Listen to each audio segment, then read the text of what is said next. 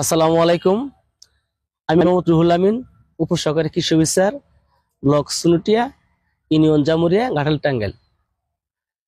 সুপ্রিয় কৃষক কৃষিনী ভাইরা, বর্তমানে আবহাওয়া যে বিরাজ করছে তাতে করে এখন তীব্র তাপদাহ পর থেকে ঝড় শিলাবৃষ্টির প্রাদুর্ভাব বেশি দেখা যাচ্ছে।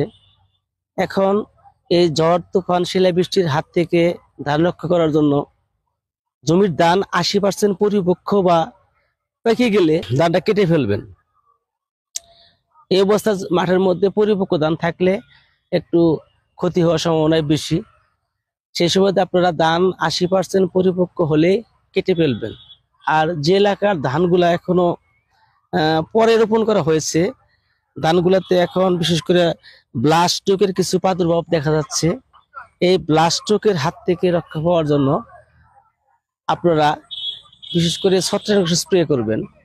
ছত্রাকনাশক হিসেবে টুপার, ব্লাস্টিন, সিজুফেন, আরো বিভিন্ন কোম্পানির ছত্রাকনাশক আছে, সেগুলো স্প্রে করবেন। বিশেষ করে আমাদের জমির মধ্যে পরীক্ষিত আছে যেটা হলো আপনার নাটিবু। নাটিবুটা 10 লিটার পানিতে 6 গ্রাম হারে মিশিয়ে প্রতি মিশ্রিত 2 লিটার পানি প্রতি শতাংশ জমিতে স্প্রে করবেন। এখন মাঠের যে অবস্থাতে সেই অবস্থা স্প্রে করলে ধান কাটার আগ পর্যন্ত আর জমিতে এই ব্লাস্ট রোগটা দেখা যাবে না। আর যেগুলোতে ব্লাস্টের পরিলক্ষিত আছে সেগুলোর মধ্যে জমিতে অনবরত 2 থেকে 3 ইঞ্চি 3 ইঞ্চি অনবরত পানি ধরে রাখবেন। তাতে করে আমাদের এই জমির ফসল রক্ষা করা যাবে এবং সুন্দরভাবে ফসল গড়ে তোলা যাবে। ধন্যবাদ সবাই।